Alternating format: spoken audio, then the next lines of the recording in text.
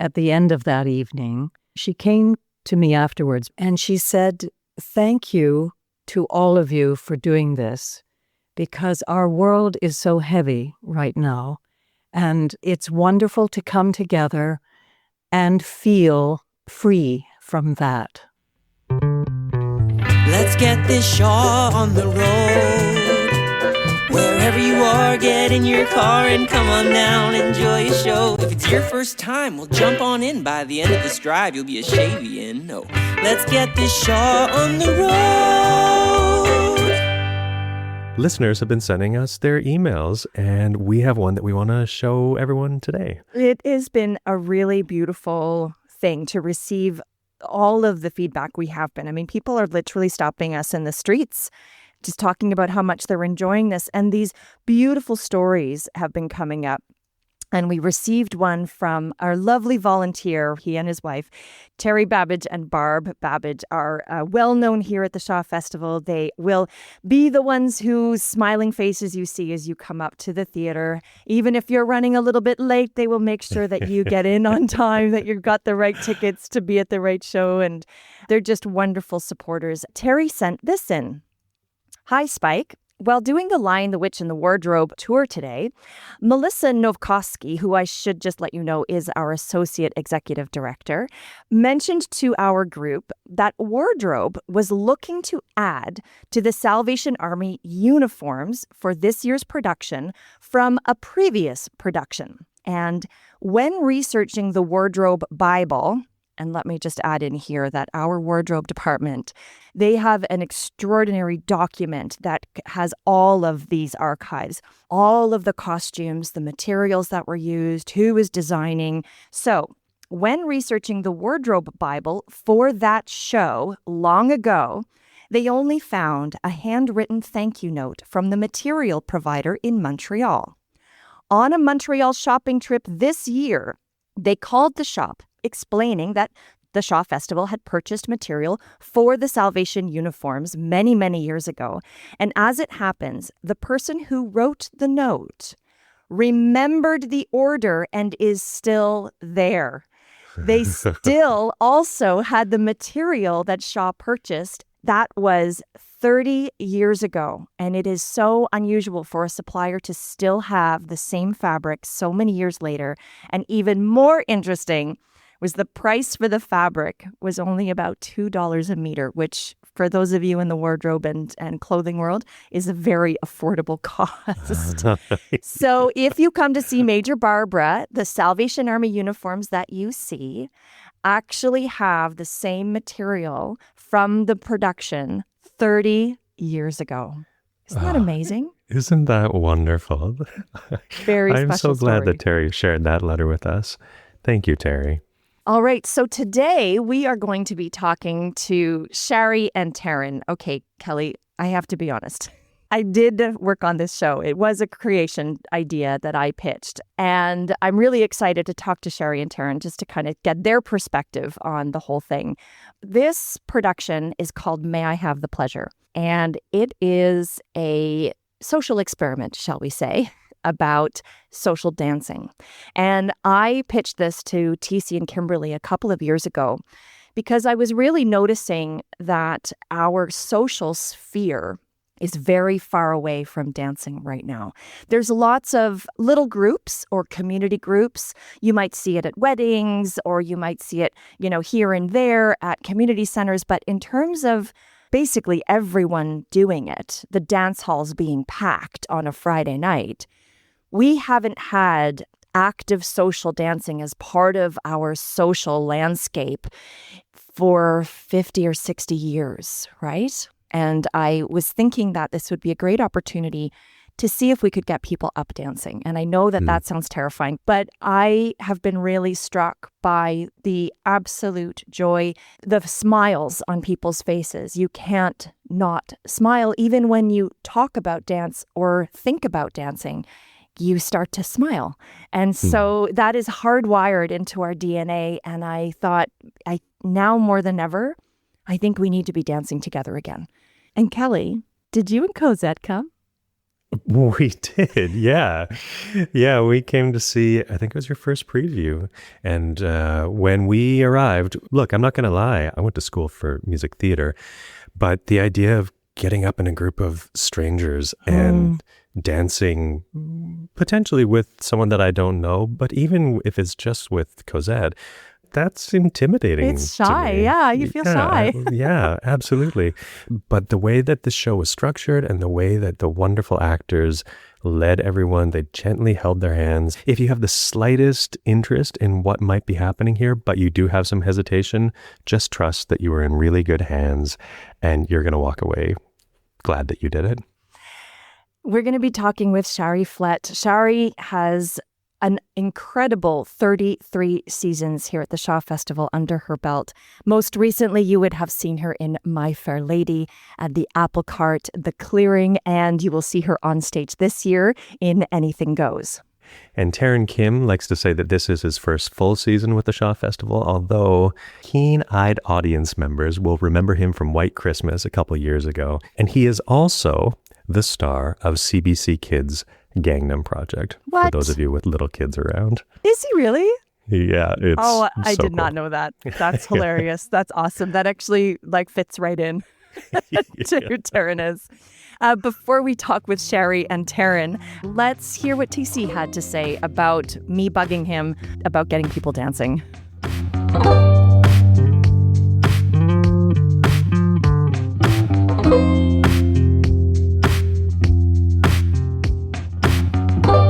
The Spiegel tent has really shown itself as a beautiful space atmospherically and as a beautiful image visually, but I wasn't sure that we've been using it to the best of its possibilities.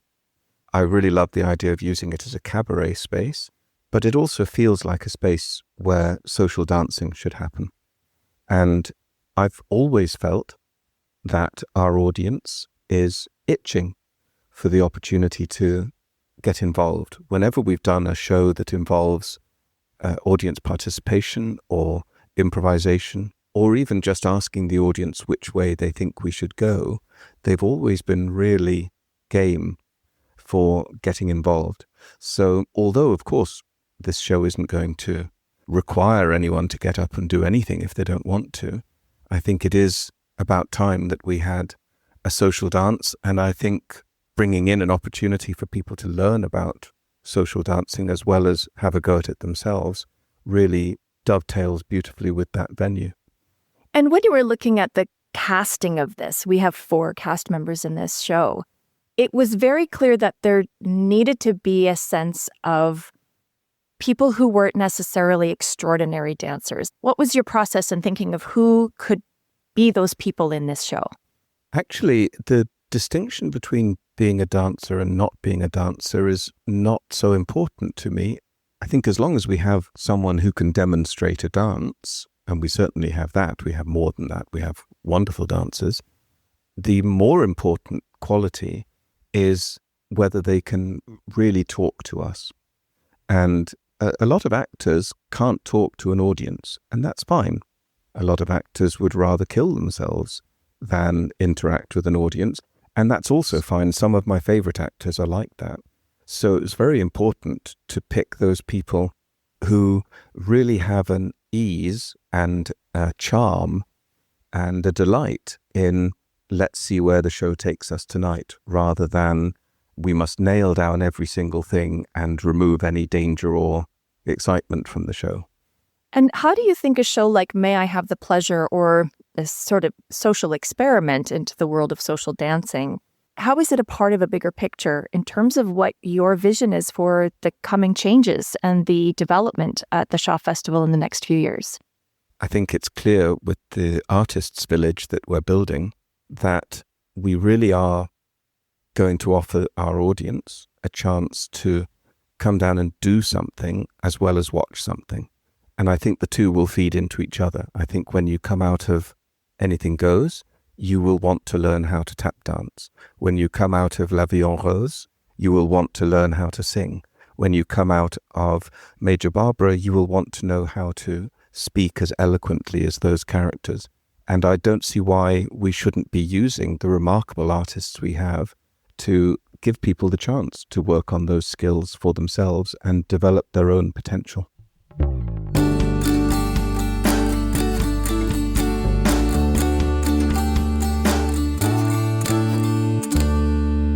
We were a very active family growing up. I have 2 older brothers, and I have a younger sister who was also at the Shaw Festival this year, making her debut. And there was an arts high school in Mississauga that it just made a lot of sense for us to go. It was a fundamental belief in our family that if we went there and got involved and really grew into ourselves through the arts, that would be incredibly beneficial to us. So we all ended up going to the same high school, and there was a little bit of crossover between all 4 of us, but something A little bit of sibling rivalry, maybe? yeah, maybe a little bit. Some pressures involved with being a Kim at Cawthra Park. I was a drama major.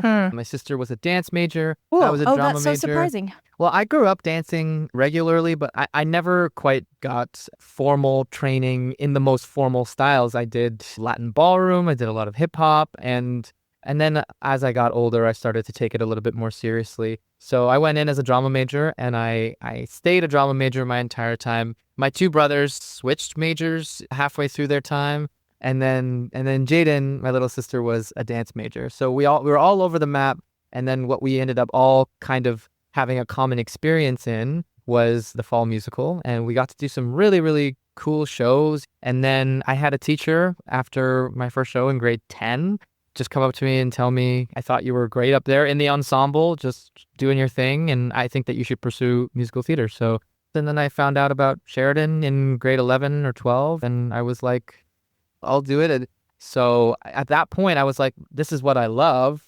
I have absolutely nowhere else to go because I'm not going to lie. I wasn't really in school that much in my last semester of grade 12. I was just doing the choir, and I was doing the dance group and the musical and getting involved with plays. So that's been my journey. Now, Sharry, I want to ask you about your origins and how you got started in the theater. And I just want to say before we start, it's amazing to have you both here as guests on the podcast because, Taran, this is your first full season. And Sharry, you have been here 33 seasons at the Shaw Festival. So what has that journey been like? When did you get bit by the theater bug? Well, I loved listening to Taran because he's an imp and he takes lots of risks.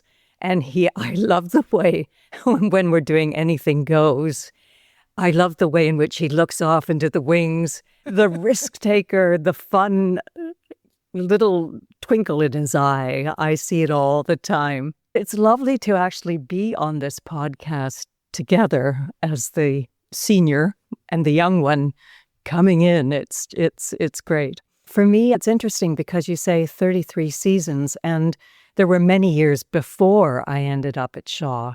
My life in this profession has been passionate, enjoyable in so many areas. But in starting, it really came through mentors, through teachers, through high school. For me, I thought it was going to be medicine. I've spoken about that before. But it was picking up an instrument in high school and starting music. And I thought, this is what I want to do. And it was just that aspect of holding an instrument. What instrument was it? It was the flute. And I thought, this is it. This is what I want. So that led to lots of voice training. That led to going to McGill and pursuing a classical music career.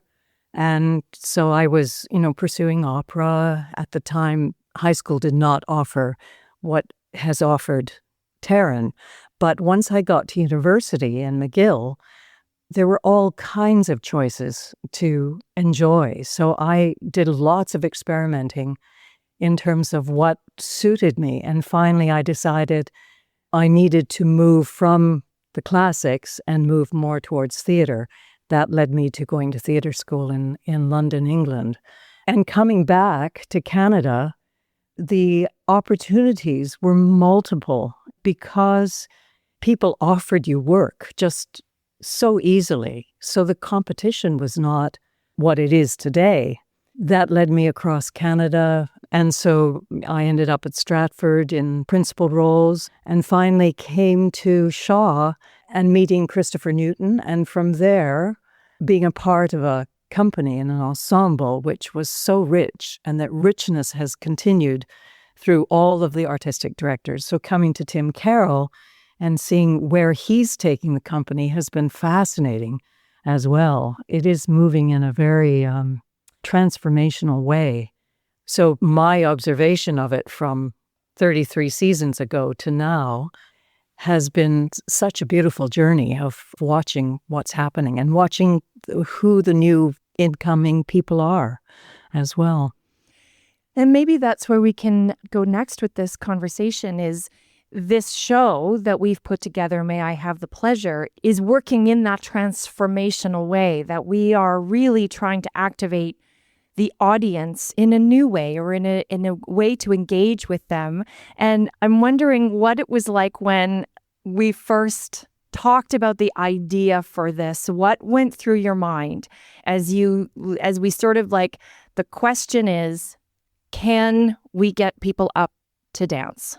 Yeah, so before I got here, I had a meeting with Alexis about this show and the crux of it. And I just remember feeling incredibly excited by what it meant. And so I was incredibly excited because I am very passionate about social dance. I'm very passionate about people interacting with one another and sharing space together and sharing intangible memories together that are through the senses rather than through physical sort of manifestations, which are incredibly important as well. And then I will say the second thing that came through my head was it's just getting people to cross that threshold. And I know through my time dancing as well as just being an imp that it can be really hard and it can be a really, really vulnerable thing to ask someone to dance with you, to ask someone to dance in a group.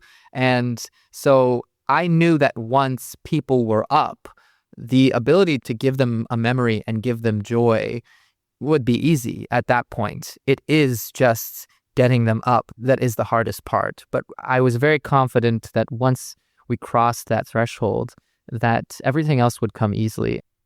What about you, Sharry? For me, the original idea came sitting across from Tim Carroll's desk, and we were talking about something else, and suddenly he sat up and said, "How would you like to be a part of a social dance show with Alexis?" And I said, "I would love to dance with Alexis." But of course, I had no idea. There wasn't much clarity, but my instinct was to say, that sounds really interesting. But I have never done anything like this before in terms of what is a collective, what do you do, how do you create something together as a group of people, and over the whole aspect of social dancing. So I was led into mystery. So once we started working and rehearsing, I thought, we have to learn a lot of dances, all right? We have to understand the history of these dances. Oh, that's interesting. I like that. But then how do we engage with a group of people and lure them into dancing? Because all of the experiences I have, I thought, oh my gosh, I don't think I know how to do this. And so the fear of learning all of these dances became one of the big both challenges and making friends with it, of feeling, all right, there's no wrong way to dance. I love what dance does inside of me. I love the sense of freedom and the sense of movement and engaging with other people. I think what's so vulnerable about especially what we're doing, it's not just dancing, but we're asking people to learn from us for half an hour at a time. But how many adults have the opportunity to be in a group and learn something from someone?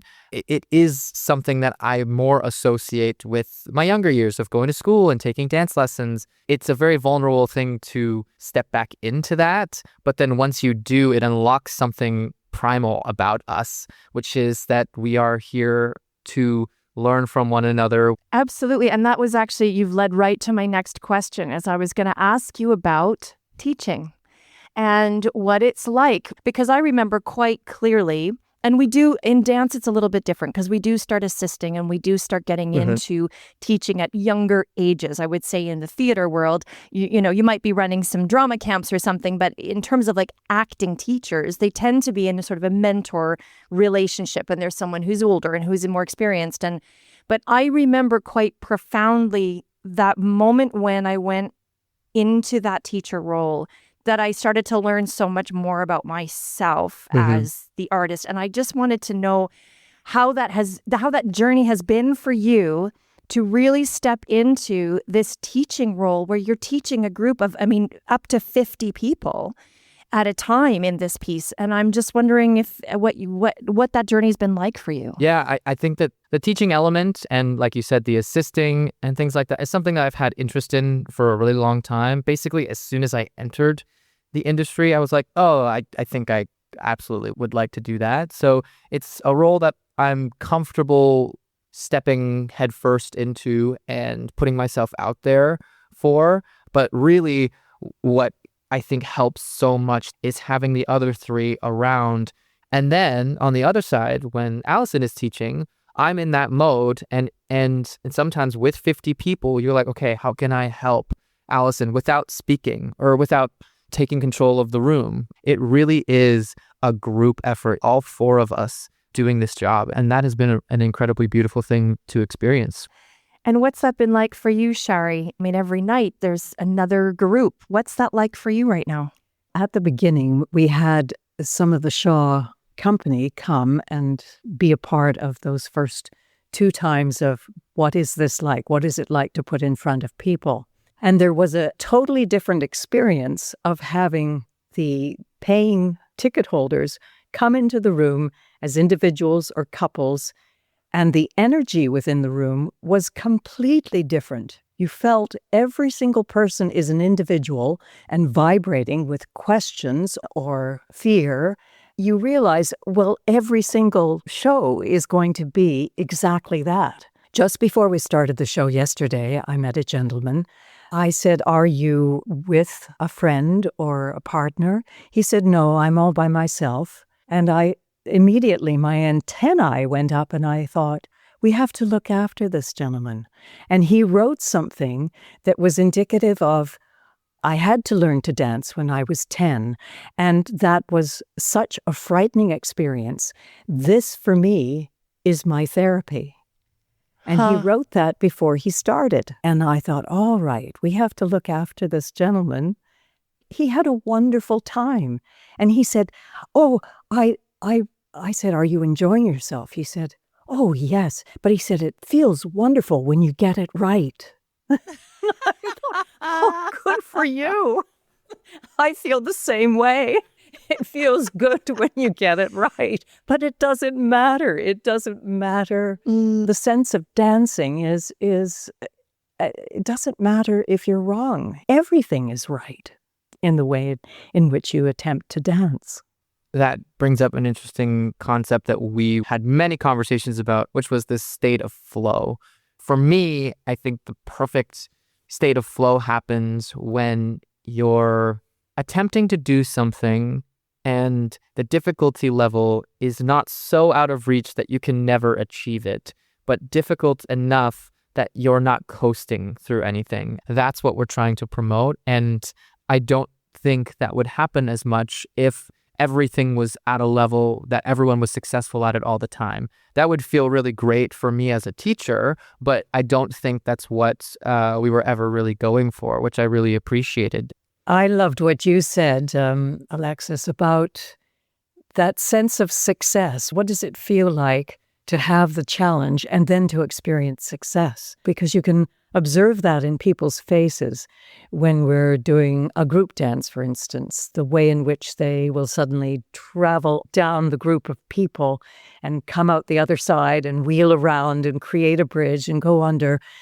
You watch the joy in those people's faces. I think that when I'm reflecting now, now that the show is up and running and our process, I think one of those critical moments, we really went through every step of how we were going to teach these dances, and going through that process step by step and going through what foundations do we need to lay first? What's our language? It's like there's these little moments that you all have collectively found in the way that we broke down the teaching of these things so that we could go in these little bits and pieces that were digestible, attainable. And of course, once you put it all together, it can be very complicated. But I just think the work that the four of you have done to break that down has been an incredible part of the success of this piece, for sure. It actually was very good, the choice of the four of us, of having two people that are dancers, that have the capability of taking it into their bodies quickly, understanding the form and how to break it down, and then learning how to teach it and break it down for people like us. So Jason and I were perfect in terms of people that needed to learn the dances much more slowly. I know that I was taking myself into a room every single day in order to practice, because that's what I needed to do. I love finding myself in small casts, and I'm very fortunate that it's happened a few times in my very short career. I love finding myself in spaces where I look around and I go, why are we in this show together? Like, this is a strange group. And I knew that it was going to work. One of the first rehearsals for Anything Goes, before we even started, I made it a point to meet Sharry and Jason because I knew they were in the cast. And I've known Allison for years. She was my teacher in school, which is so awesome because we're doing the salsa together and the Lindy Hop. And then getting to meet the group, I was like, this is going to work. If you had four dancers up there, the audience would get intimidated very, very quickly. And so to have people there that are also right off the top saying, I don't dance, but I got a really sick pair of red shoes, that's what I bring, is something so incredible. Sharry, I wanted to just touch on, just before we start to wrap up things here, we really wanted to touch on this thing of Manners of the Mandate, because we do reference it. There's a small little piece that we do, but there's so much history about this Manners of the Mandate. And I'm wondering if you could just talk to us about what that is and share with us how it came to be and its role and how it has appeared in this show. Well, thank you, Alexis. And thank you for bringing it forward into the show as well. Manners of the Mandate, and I have to say that my teaching partner, Guy Bannerman, and I became a very good teaching pair. We were asked by the Shaw Festival to create something that would help new incoming actors, essentially dealing with the clothing, with the corseting, with the tying of ties. That gradually, through our own research, we started to become fascinated by what exists inside of the plays of George Bernard Shaw and writers of his time, because the manner and the whole fabric of society sits right inside of those plays, and you can see it in terms of what is said between people. So you start to see the political structure of society, you start to see the social structure of society. So we started to, as we did our own research, we started to expand on that. We also went into universities across Canada because they started to find that we had the information for these writers. And a lot of the writers were being used at that time in universities and theatre schools. So we did travel across Canada and work probably for maybe a week with some of the students, bringing in scenes and working with the manners that sit inside of the scenes. So it would just help to spark their curiosity in terms of the complexity of what sits inside of these plays, inside of these playwrights, who are fascinating because they sit under the guise of all of these manners, but underneath the manners are people just like us. And we think that we're modern now, but underneath that modernity are all the questions of manners and how you proceed in your own career, knowing your manners, how you work in diplomatic circles, knowing your manners. This stuff does not really change or die. We try to break it apart, but it doesn't really, because it's the way in which people relate to each other. So bringing a little bit of that into May I Have the Pleasure of This Dance is exactly that. What happened before that in terms of just dancing? What happened before language in terms of dancing? That probably is what existed in all of us originally, was the need to move and the need to listen to rhythm. That rhythm is one of the essential beginnings inside of us, outside of language. In terms of dancing, culturally, it is a universal experience. In terms of bringing it back to George Bernard Shaw, it brings us back to something that is of the English language, that is of the sense of consideration for others. And that, I think, essentially is the magic word for me in terms of manners, is consideration for others. That's essentially where it all starts. Wow. Okay, Taran, I'm going to 100% put you on the spot. Okay. Could you please talk us through how to ask someone to dance according to how Sharry has taught it to you? Absolutely. And Sharry, feel free to correct along the way. I think that one of my favorite things about our intro is Sharry walking Jason around and talking about that consideration. And there might be somebody who has some yearning in their eyes, might be tapping their toe and itching for a dance, and I would approach. I would give a nice military bow, which is not too deep, and then you take out your right hand and you ask, without any expectation of a favorable answer of yes or a slightly disappointing answer of no, you ask, may I have the pleasure of this dance? I think I did pretty well there. You did so well, Taran. Sorry, at the beginning was talking about just these beautiful words. I think the most beautiful thing about them is how timeless they are. Would I say that now? Like, may I have the pleasure of this dance? You absolutely could, and you absolutely should. There's just something so incredibly beautiful and polite about it. I think about a ballroom. I'm in my bow tie, I'm in my tails, and I'm thinking of a salsa club where I'm wearing next to nothing, I'm sweating, and I think about saying those words to someone in both of those scenarios, and I absolutely feel like it applies in both of those scenarios. I think that's a wonderful thing that has been captured by you with this title, as well as incorporated so well into the fabric of our show.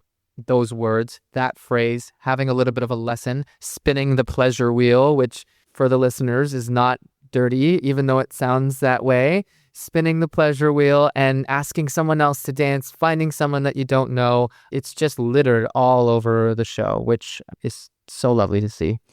And I wanted to just highlight the fact that we did have some people here at the Shaw Festival come and help, teach us some dances who are social dancers. We had Mandy Gould come in from our development department, she's a knowledge keeper of Frankie Manning, who was the originator of the Lindy Hop. I mean, to have that experience, to have Warren Bain and the Morris dancers come in with their Toronto-based Morris dance group and learn from them. It really is one of those things that I realized how the fabric of dance is still there. There are still these lines that extend through, and you sort of find these lurking in the little corners. You go, oh yeah, no, I actually do this, and no, I actually do that. And I just wanted to ask as we close out here, usually I ask people for a little Easter egg and say, what's one thing they can watch out for and what's something they should look for.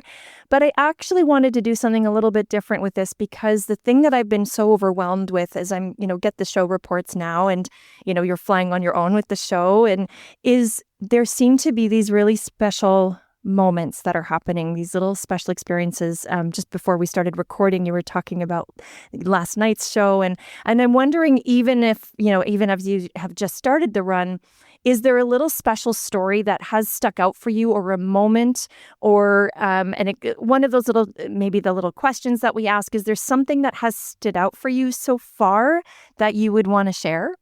There's genuinely been too many to count. Even with our short time doing it, it feels like every show there's something that pops out.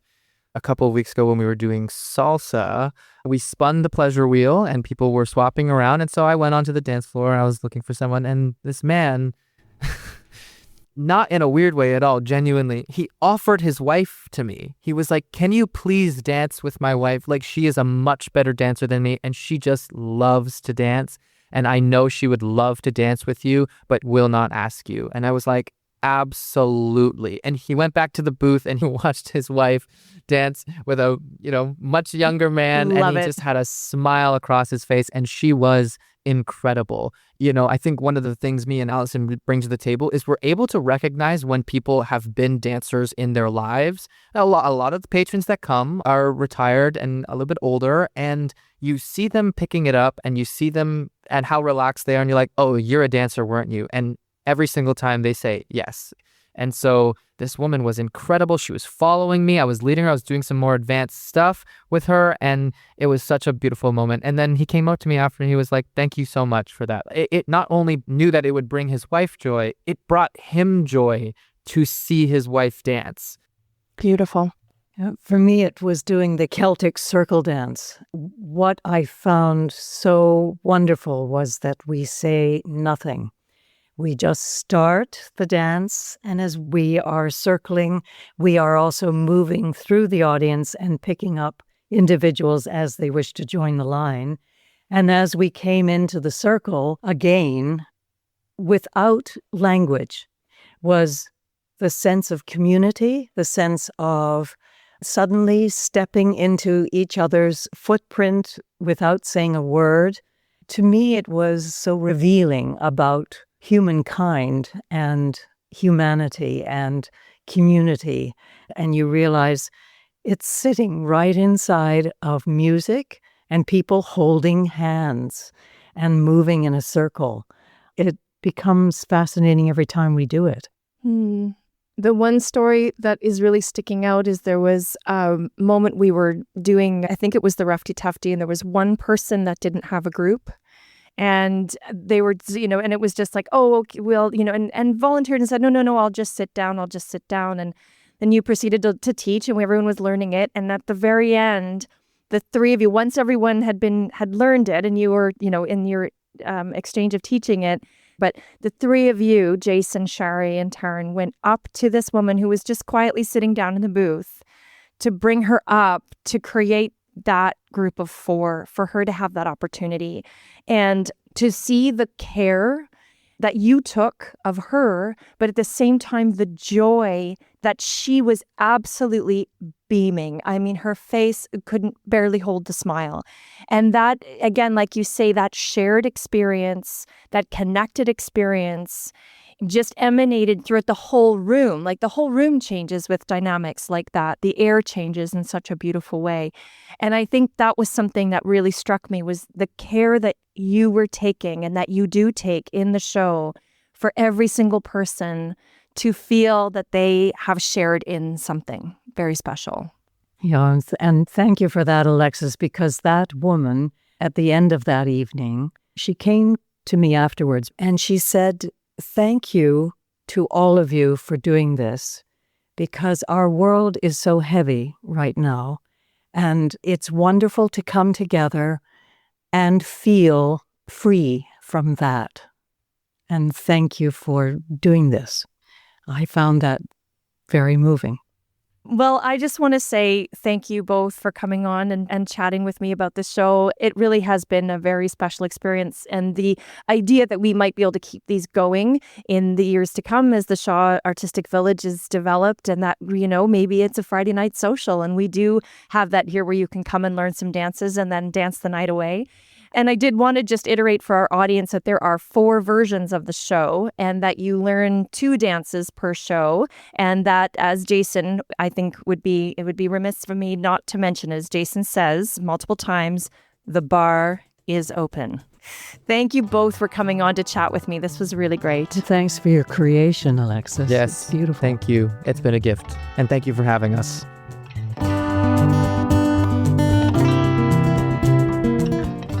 May I Have the Pleasure is playing until September 26th. Tickets available at shawfest.com.